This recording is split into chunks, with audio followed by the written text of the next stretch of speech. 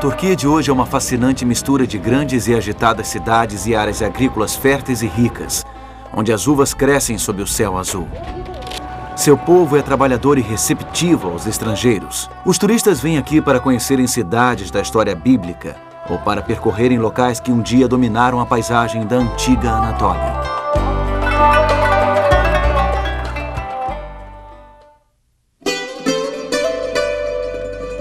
O apóstolo João passou seus últimos anos em uma ilha rochosa, não muito longe das margens ocidentais da Turquia.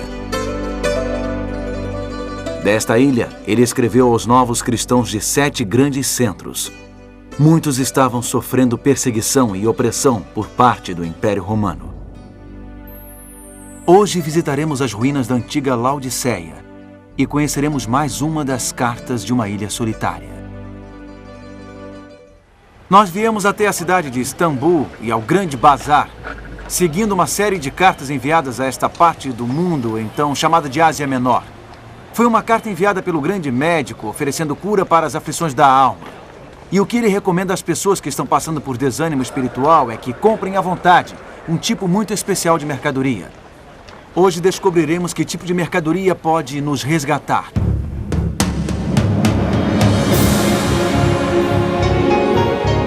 Ele permaneceu através dos tempos. O livro de Deus, a Bíblia. Indispensável em nosso mundo complexo. Está escrito, transmitindo esperança ao redor do mundo. Apresentado por Mark Finley. Hoje, o remédio certo.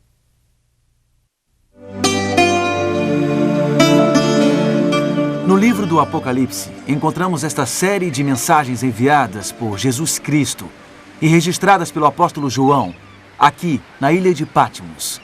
João teve uma visão do próprio Jesus enquanto era prisioneiro do Império Romano. Essas cartas foram dirigidas a 7 igrejas na parte ocidental do que hoje é a Turquia. A última carta foi para a cidade de Laodiceia. Não resta muita coisa de Laodiceia hoje em dia, mas Laodiceia deve ter sido uma cidade e tanto. Era um importante centro comercial e bancário na Ásia Menor. A cidade ficou tão rica que, quando foi destruída por um terremoto no ano de 60 d.C., seus cidadãos recusaram a ajuda romana e a reconstruíram com recursos próprios. A carta em Apocalipse, enviada por João a esta próspera cidade, chegou aqui quando ela estava em processo de reconstrução. A cidade só se transformou em ruínas mais tarde, quando os turcos otomanos a destruíram no século XIII. Eu estou sentado aqui em um antigo aqueduto romano em Herópolis, cruzando o vale de Laodiceia. Vamos observar com atenção o que esta carta diz, porque ela aborda um problema espiritual, um tormento da alma que aflige quase todos nós em algum momento de nossa vida. Ela se encontra no 3º capítulo do Apocalipse. A carta começa com o diagnóstico do problema. Isto é o que o grande médico observa em Laodiceia. Em Apocalipse, capítulo 3, e versículos 15 e 16. Conheço as tuas obras, que nem és frio nem quente. Quem dera fosses frio ou quente. Assim, porque és morno e nem és quente nem frio, estou a ponto de vomitar-te da minha boca. Jesus Cristo usa uma metáfora para descrever um problema espiritual. Água morna. Água que não é quente nem fria. Não é quente o suficiente para oferecer um bom banho. E não é frio o suficiente para ser agradável de beber. É algo que causa náusea. Do que o médico está falando? Complacência, indiferença. Os laodiceanos não eram quentes, não tinham um destacado fervor espiritual. Eles não tinham aquela paixão por conhecer a Deus. Mas eles também não eram frios. Eles não haviam rejeitado a Deus. Eles não estavam pensando em seguir outro caminho. Eles eram mornos. Eles tinham suficiente vida espiritual para deixá-los confortáveis, mas não o suficiente para serem fervorosos. Eles não podiam ser considerados santos. Não podiam ser enquadrados como pecadores. Esta água é realmente morna. Há um motivo para Jesus ter escolhido a metáfora da água morna. A cidade de Laodiceia não possuía abastecimento de água local, nenhum córrego de águas límpidas, nenhum manancial. A água tinha de ser trazida por meio de aquedutos.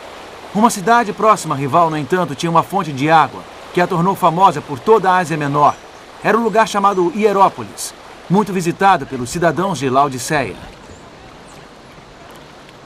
Hierópolis possuía uma série de fontes de águas termais ricas em minerais especiais.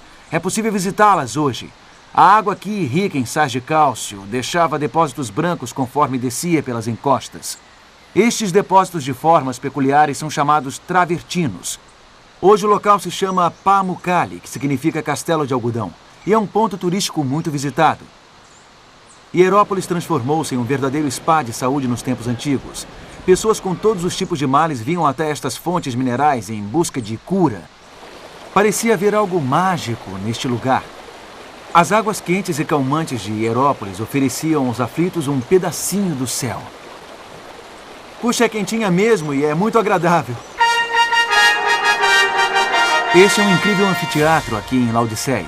Em noites quentes de verão, mais de 20 mil pessoas lotavam o local para assistir a uma peça ou ouvir um concerto. Podiam olhar ao longo do vale e ver Hierópolis com suas fontes de águas termais. A água que vinha de Hierópolis para Laodiceia, através de aquedutos, não chegava quente. A aparentemente miraculosa água mineral transformava-se em algo morno que dava vontade de cuspir fora da boca. E as águas de uma fonte fresca e límpida, ao atravessarem os aquedutos debaixo do sol, perdiam sua temperatura refrescante também. Nem quente, nem fria. Os crentes em Laodiceia se tornaram acomodados e autossuficientes. Eles não achavam que precisavam de uma visita do médico divino. E então Cristo teve de usar uma imagem impactante para tentar despertá-los, para fazê-los enxergar seu tormento, sua doença. Ele disse: "Vocês acham que tudo está bem, mas na verdade vocês se tornaram algo que tenho vontade de cuspir fora da boca. Sejam quentes ou sejam frios. Sejam uma coisa ou sejam outra. Mas, por favor, não sejam mornos e indiferentes." Em Apocalipse capítulo 3, podemos ver que Jesus foi um pouco mais a fundo em seu diagnóstico. Ele definiu a doença em detalhes. Veja no versículo 17. "Pois dizes, estou rico e abastado, e não preciso de coisa alguma, e nem sabes que tu és infeliz, sim, miserável, pobre, cego e nu." Eu sou rico e não preciso de nada? Era assim que os laodiceanos pensavam. Era isso que eles diziam a si mesmos. Evidentemente, os cristãos nesta cidade participavam da prosperidade geral. Eles não estavam sofrendo discriminação, não estavam sofrendo perseguição. Isso era muito bom. Mas os laodiceanos também não sentiam-se empolgados com o Evangelho. Não era relevante para eles. A boa nova de Jesus Cristo havia se tornado algo comum. O materialismo estava começando a entorpecer os seus sentidos. A agitação da vida diária estava começando a neutralizar seus valores espirituais. À primeira vista, viver confortavelmente não parece uma coisa tão terrível. Achamos não ser algo perigoso. Não posso satisfazer os meus desejos? O que há de errado em estar bem financeiramente? O que há de errado em se alegrar com o que você conquista? A resposta é absolutamente nada, a não ser quando você é pobre, cego e nu e nem se dá conta disso. O problema é quando você está passando fome, mas acha que está saciado. O problema é quando está cego, mas acha que enxerga. Para entender o dilema que essas pessoas em Laodiceia enfrentavam, vou levá-lo a um dos lugares mais confortáveis do mundo. Um dos mais sofisticados lugares da Terra.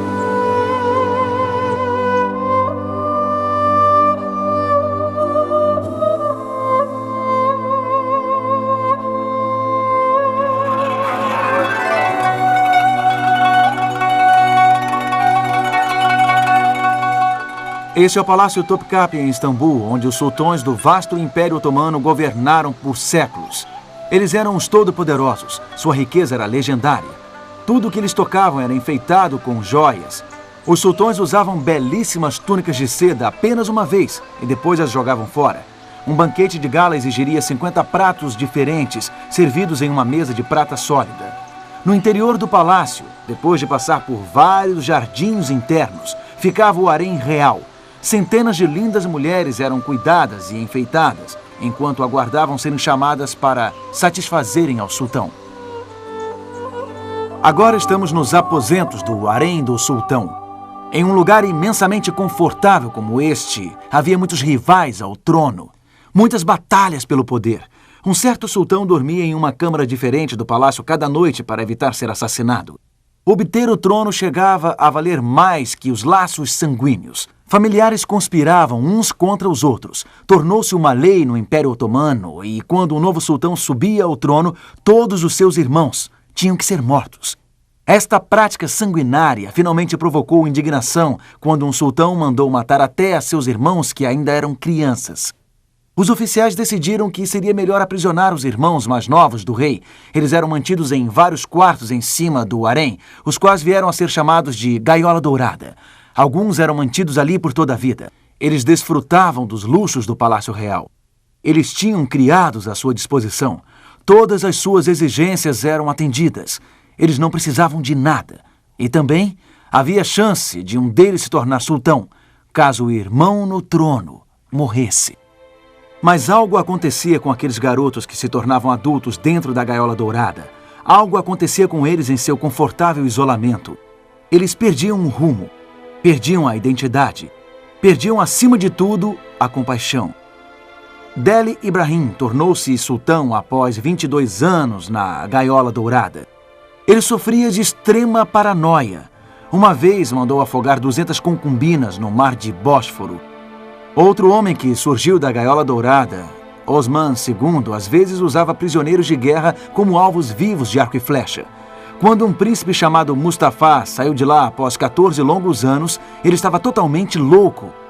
A grande maioria dos sultões que saíram da gaiola dourada eram ineficientes, corruptos ou loucos. Eles eram consumidos por intrigas do palácio. Eles tinham dificuldade em lidar com problemas fora do seu luxuoso palácio. Muitos, de fato, acabavam sendo dominados por mulheres ardilosas de seu grande harém. E o Império Otomano, o império que se propagou por todo o Mediterrâneo, o império que um dia representou uma ameaça à própria Europa, começou a murchar. Ele começou a declinar, até que finalmente veio a desaparecer. Isto é o que acontece conosco quando ficamos autossuficientes demais, quando não somos nem quentes nem frios. Aquilo que mais valorizamos acaba escapando pelos dedos. A fé e os valores que deram a nossas vidas rumo podem começar a desaparecer. Existe perigo na gaiola dourada. Existe perigo em chegar a pensar que não precisamos de nada. Podemos acabar pobres, cegos e nus, porque nossa vida espiritual se enfraqueceu. E nem percebemos. Este foi o problema que o grande médico diagnosticou em sua carta à igreja, em Laodiceia. Esta é uma carta especialmente importante porque Laodiceia, a 7ª igreja, representa a igreja de hoje. Esta carta faz parte da descrição que Deus fez de seu povo ao longo da história. A palavra Laodiceia significa um povo julgado. Esta igreja é a igreja que existirá antes da vinda de Jesus. É a igreja que existirá no tempo do julgamento. Infelizmente, os laodiceanos são mornos ou autossuficientes, indiferentes. Vivendo no mais emocionante período da história do mundo, eles deixam de captar a urgência do momento. Eles deixam de entender o significado da ocasião. A última igreja de Cristo, Laodiceia, encontra-se a um passo da eternidade. E, no entanto, adormece confortavelmente em sua morna complacência. Ela vive nos últimos dias da história, mas não consegue reconhecer a importância do tempo em que está vivendo. Cristo está batendo na porta do coração de Laodiceia. Ele faz um apelo para que ela acorde, para que ela entregue a sua vida a Ele, para que aproveite a oportunidade do momento, para que proclame a palavra do Senhor e prepare o mundo para a sua breve volta. Então, qual é o remédio recomendado para curar os males de Laodiceia? O que nós podemos fazer em relação à mornidão em nossas próprias vidas cristãs? Será que podemos reverter esse lento e constante declínio? Sim, o grande médico oferece um remédio. O que ele nos diz, surpreendentemente, é para sairmos e comprarmos 3 coisas. Ir às compras não é a primeira coisa que vem à mente quando pensamos em remédios espirituais. Ainda que seja comum irmos ao shopping para curar a tristeza. Mas o grande médico tem em mente um tipo de compra muito especial, uma ida às compras especialmente planejada para aqueles que pensam que não precisam de nada. Este trigo dourado está quase pronto para a colheita, aqui nos campos de Laodiceia. Isto me lembra do julgamento final e da colheita a ser feita por Cristo. Faz-me lembrar também de uma prescrição que o próprio Jesus Cristo deu no capítulo 3 do livro do Apocalipse, no verso 18. Aconselho-te que de mim compres ouro refinado pelo fogo para te enriqueceres, vestiduras brancas para te vestires, a fim de que não seja manifesta a vergonha da tua nudez, e colírio para ungires os olhos, a fim de que vejam. Esta é a prescrição para aqueles que são pobres, cegos e nus e não sabem. Esta prescrição é para os mornos. Ela nos mostra uma saída para a letargia espiritual. Ela nos mostra como almas adormecidas podem ser reavivadas. Portanto, esses itens que Jesus pede que compremos devem ser, de fato, remédios poderosos. Eles devem ser potentes. Vejamos exatamente o que o grande médico quis dizer com esse ouro, essas vestiduras brancas e esse colírio. Jesus diz em primeiro lugar, compres de mim ouro refinado pelo fogo. O que isso significa? Bom, encontramos uma frase muito parecida em outra parte do Novo Testamento. Veja em 1 Pedro capítulo 1 e versículo 7. O apóstolo ora pelos crentes, para que uma vez confirmado o valor da vossa fé, muito mais preciosa do que o ouro perecível, mesmo apurado por fogo, redundem em louvor, glória e honra na revelação de Jesus Cristo. Pedro compara a fé sendo provada ao ouro sendo refinado no fogo. E ele acrescenta que a fé é muito mais valiosa do que o ouro porque ela não perece. Pedro está dizendo que a fé é uma qualidade inestimável que merece ser desenvolvida. Ela deve ser refinada. E é isso que Jesus está conclamando os autossuficientes comprarem. Invista na fé. Invista na confiança. Quando nos sentimos muito confortáveis e só pensamos em nós mesmos, quando vivemos cercados por confortos materiais, é fácil começar a pensar na fé como algo muito intangível. Ao termos muitas coisas tangíveis, coisas que consideramos como prosperidade e bênçãos materiais, podemos achar que não precisamos tanto assim de fé. Deixamos de transpor as coisas humanas em busca do divino, de transpor as fronteiras da segurança, de nos arriscar. Deixamos de orar, de estudar a Bíblia, de lutar por Deus, de aprofundar nossos valores espirituais. Mas Jesus está dizendo, acorde! Você está desesperadamente pobre, sem fé. Ela não é etérea. A fé é tão sólida quanto o ouro. É tão tangível quanto os tesouros que as pessoas disputam no grande bazar de Istambul. Ela é mais valiosa do que qualquer tesouro de ouro que possamos comprar e colocar em nossas casas. Podemos passar a vida toda em busca de vários tipos de bugigangas brilhantes, mas as coisas mais importantes da vida escorregarão por nossos dedos, a menos que a gente invista na fé, em estabelecer uma firme conexão com Deus. Essa joia é muito linda. Como sair da letargia espiritual? Primeiro, dê um passo em direção da fé. Transponha as fronteiras do seu conformismo. Assuma um novo desafio em nome de Jesus. Agora vamos ver a segunda coisa que o grande médico prescreve: vestiduras brancas. Precisamos vestir nossa nudez com vestiduras brancas. O que isso significa? Esta mesma imagem aparece em Apocalipse capítulo 7. João descreve uma cena gloriosa no céu. Um grande grupo de indivíduos redimidos estão animados, louvando a Deus. E João vê que todos eles estão vestidos de vestiduras brancas. Alguém explica em Apocalipse capítulo 7 e versículo 14. Estes são os que vêm da grande tribulação. Lavaram suas vestiduras e as alvejaram no sangue do Cordeiro. No Novo Testamento, as vestiduras brancas são um símbolo da justiça, de aceitação diante de Deus. Essas vestiduras ficaram brancas pelo sangue do Cordeiro, Jesus Cristo.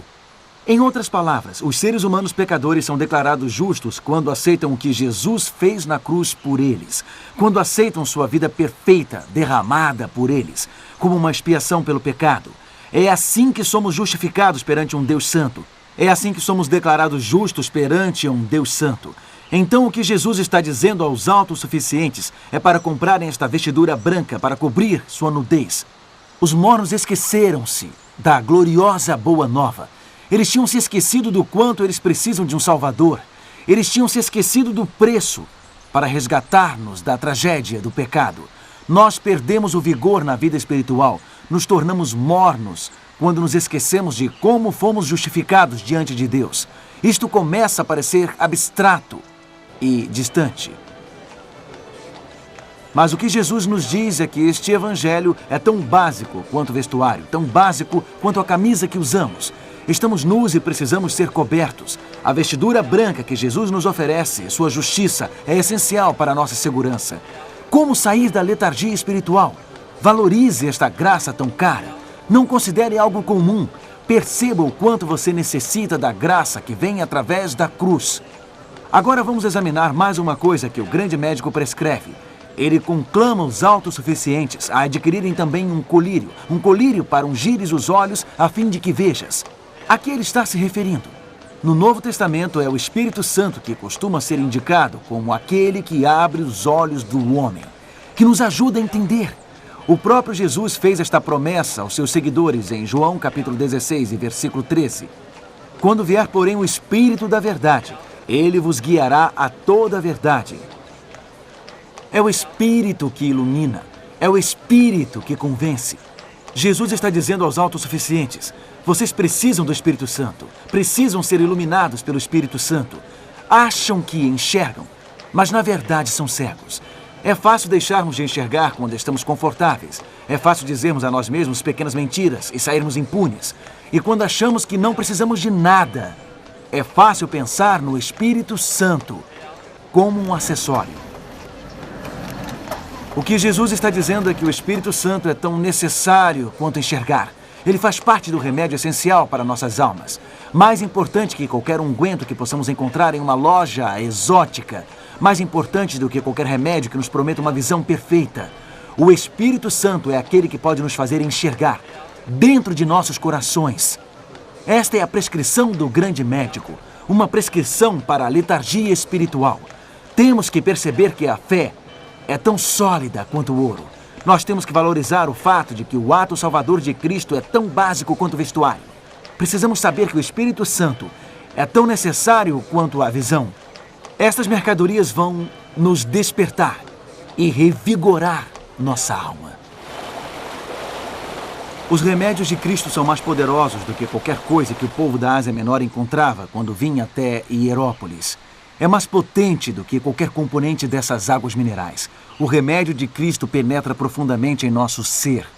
E tem mais um fato maravilhoso que você precisa saber sobre a prescrição de Cristo. Encontramos o remédio de Jesus aqui entre as ruínas de Laodiceia. Ouça a parte final de sua mensagem à igreja em Laodiceia, encontrada em Apocalipse capítulo 3 e verso 20. Eis que estou à porta e bato. Se alguém ouvir a minha voz e abrir a porta, entrarei em sua casa e cearei com ele e ele comigo. Estas são boas novas realmente. Este médico atende a domicílio. Ele não apenas anuncia a sua grande prescrição, ele a leva até nós. Ele está à nossa porta. Ele está batendo. Podemos dizer que este médico está trazendo um completo spa de saúde à nossa porta. Ele traz as mercadorias que vão nos curar. Ele traz o ouro, as vestiduras brancas e o colírio até a nossa porta. Não será hora de você abrir-lhe a porta? Não será hora de sentar e conversar com Jesus? Não será hora de fazer um jantar entre amigos com Ele? De passar tempo com Ele? Você tem investido a sua vida em tantas outras coisas. Que tal investir no relacionamento mais importante? No relacionamento capaz de revigorar a sua alma adormecida? Cristo está esperando. Cristo está batendo. Do mesmo modo que a água da chuva regou as colinas de Laodiceia hoje, Jesus quer regar as nossas próprias almas. Basta só que aceitemos. Neste momento, enquanto Jesus está à porta do seu coração batendo, cabe a você convidá-lo a entrar. Quer fazer isso? Quer fazer este acordo com Ele? Quer permitir que Ele lhe traga vida espiritual que lá no fundo você está desejando? Por que não fazer isso agora mesmo enquanto oramos? Querido Pai, recorremos a Ti porque uma letargia espiritual se abateu sobre nós, porque perdemos aquele fervor que costumávamos ter. Chegamos a Ti reconhecendo a nossa necessidade. Precisamos do Teu ouro para a nossa pobreza. Precisamos da Tua vestidura branca para a nossa nudez. Precisamos do Teu colírio para a nossa cegueira. Neste momento abrimos a porta do nosso coração a Ti, Senhor. Por favor, entre. Por favor, sinta-se à vontade. Sinta-se o nosso Salvador. Entre em nosso coração, mude a nossa vida, transforme tudo o que precisa ser mudado em nós. Pedimos isto em nome de Jesus. Amém.